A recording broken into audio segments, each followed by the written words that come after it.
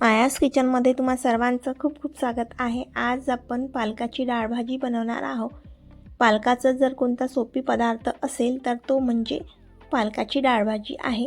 पालकामध्ये भरपूर प्रमाणात विटॅमिन, खनिज आणि आयरन आहे आणि आपल्या शरीराला हे खाणे खूप जरुरी आहे।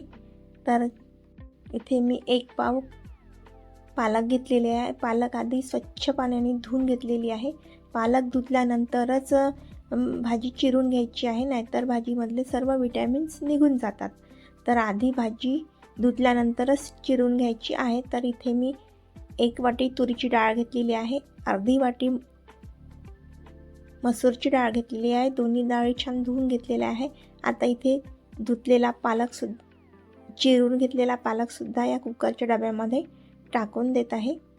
तर 2 चम्मच चणा डाळसुद्धा मी इथे टाकलेली आहे। 2 मीडियम साईजचे टोमॅटोसुद्धा टाकलेले आहे। 2 हिरवी मिरची, कढीपत्ता घालू, अर्धा चम्मच हळद घालून हे आता कुकरला लावून देऊ। थोडं पाणी घातलेलं आहे। कुकरच्या मी 4 ते 5 शिट्या होऊन देणार आहे। तर इथे कुकरच्या 5 शिट्या झालेल्या आहेत। आता कुकर थंड व्हायला ठेवून देऊ। तर बघू शकता इथे आपली डाळ छान शिजलेली आहे। आता एक पातेले घेऊ, यामध्ये मी तेल घेत आहे। डाळ भाजीला खूप जास्त तेल टाकायची गरज नाही, कमी तेलातच ही भाजी छान होते।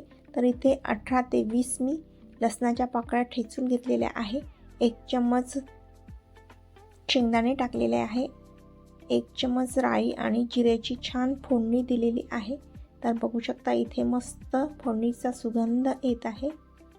लसणाच्या पाकळ्याचा मस्त इथे सुगंध येत आहे। किंचित हिंग घालू, कढीपत्ता घालू।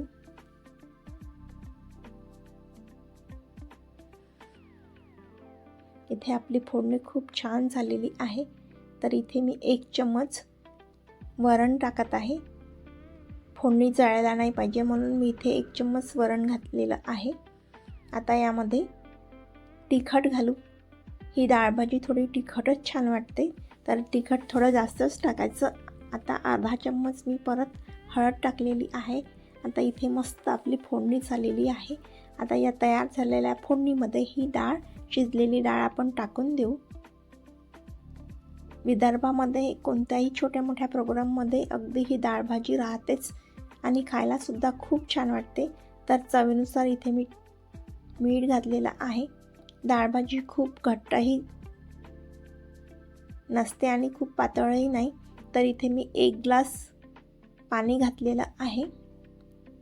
आता हे कमी गॅसवर छान होऊ देऊ। 5 ते 10 मिनिटपर्यंत कमी गॅसवरच हे डाळ भाजी छान शिजवून घेऊ। आता वरून गरम मसाला घालू।